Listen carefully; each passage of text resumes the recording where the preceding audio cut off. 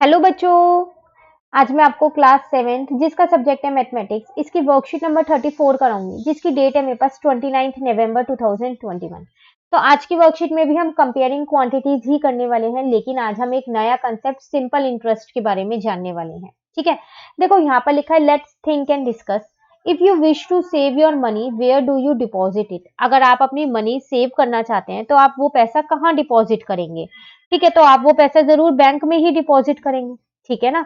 उसके बाद वो कह रहा है why do you deposit your money in the bank. आप अपना पैसा बैंक में क्यों डिपॉजिट करेंगे, क्योंकि हमें वहां से क्या मिलेगा, हमें वहां से इंटरेस्ट मिलेगा। अगर हमने 10,000 रुपए डिपॉजिट किए तो जब हम वापसी निकालेंगे तो कुछ बढ़ के मिलेंगे, उस पर इंटरेस्ट हमको मिलेगा।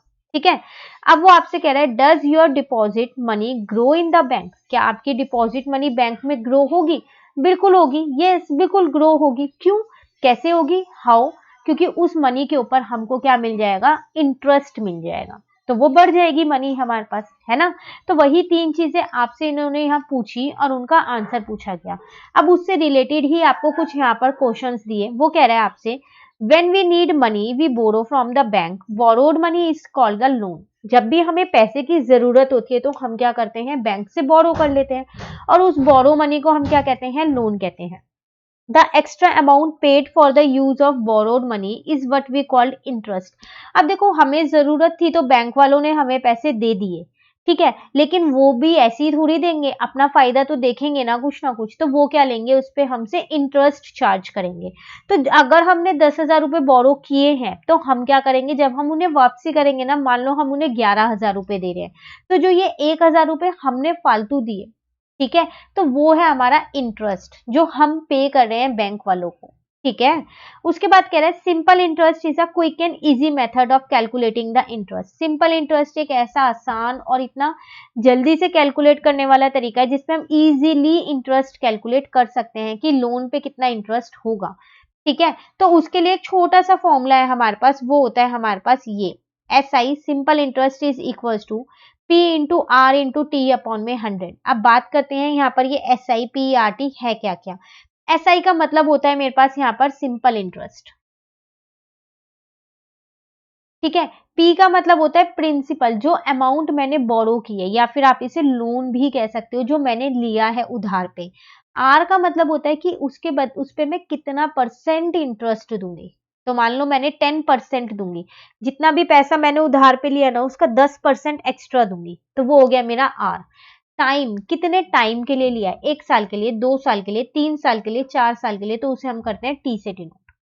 तो जब भी सिंपल इंटरेस्ट निकालना हो बस सिंपल सा यही फॉर्मूला लगा दो, P into R into T upon में 100। क्लियर है। चलिए अब आगे देखते हैं। यहाँ पर देखो एक आपको यहाँ एग्जाम्पल दे रखा है।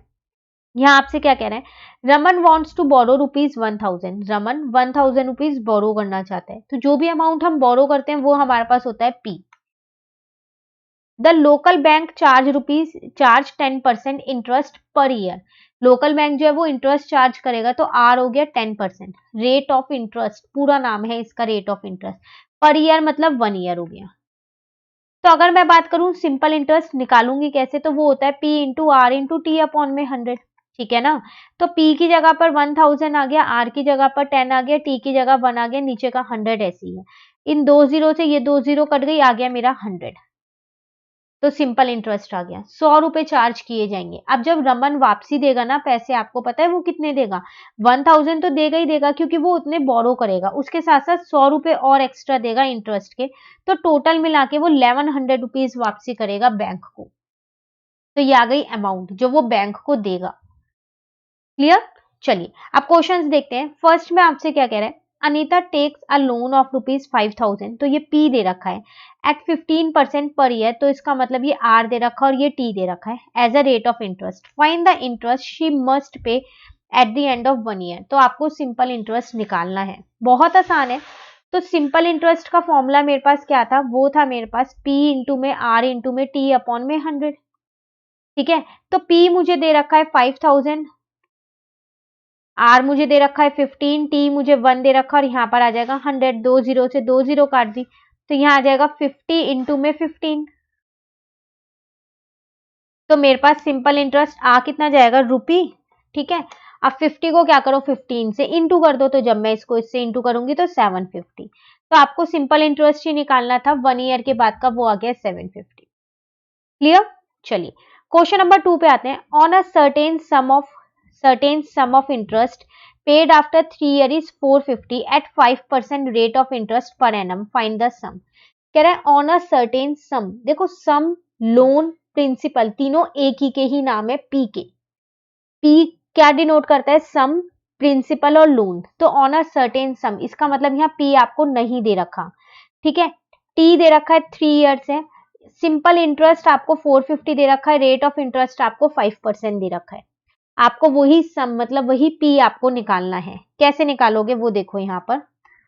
सबसे पहली बात फॉर्मूला लिखो, S I is equals to P into R into T upon में 100।